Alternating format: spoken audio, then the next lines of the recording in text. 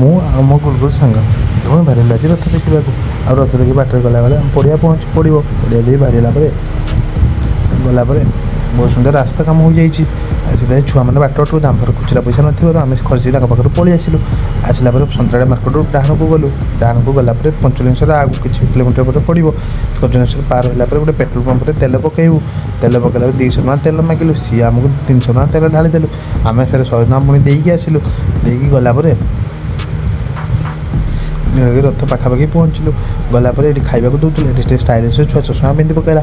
ଚଷମା ପିନ୍ଧି ସାରିଲା ପରେ ଆମେ ଯାଇ ଗାଡ଼ି ପାର୍କିଂ କରିବାକୁ ଲାଗିଲୁ। ଗାଡ଼ି ପାର୍କିଂ କରିସାରିଲା ପରେ ଆମେ ଏଠୁ ଚାଲି ଚାଲି 1 କିଲୋମିଟର ଯିବାର ଅଛି ଆମର, କାରଣ ରଥ 1 କିଲୋମିଟର ଦୂରରେ। ମାଉସୀ ମା ମନ୍ଦିର ପାଖ ପାର ହୋଇ ଗଲା ପରେ ରଥ ପାର୍ଶ୍ୱରେ ପହଞ୍ଚିଲୁ। ଆଉ ରଥକୁ ଟିକେ ଦେଖିଦେଇ ଠାକୁରଙ୍କୁ ଜୁହାର ହୋଇ ରଥ ଚାରିପାର୍ଶ୍ୱରେ ବୁଲିଲୁ।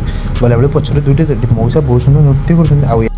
ଆଉ ଆମେ ରଥ ଟାଣିବାକୁ ନୃତ୍ୟ ଦେଖି ନୃତ୍ୟ ଟାଣିବାକୁ ଗଲାବେଳକୁ ଏଠି ଦେଖିଲେ ମହାଦେବ ପଶିବା ଦେଖି ସବୁ ଧାଇଁଲୁ।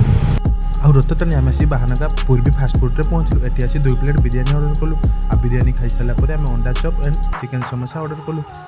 ମୁଁ ଆଉ ମୋ ଗୁଲଗୁଲ ଫ୍ରେଣ୍ଡର ବ୍ଲଗ୍ କେମିତି ଆପଣଙ୍କୁ ଲାଗିଲା ଲାଇକ୍ କମେଣ୍ଟ ସେୟାର କରିଦିଅନ୍ତୁ।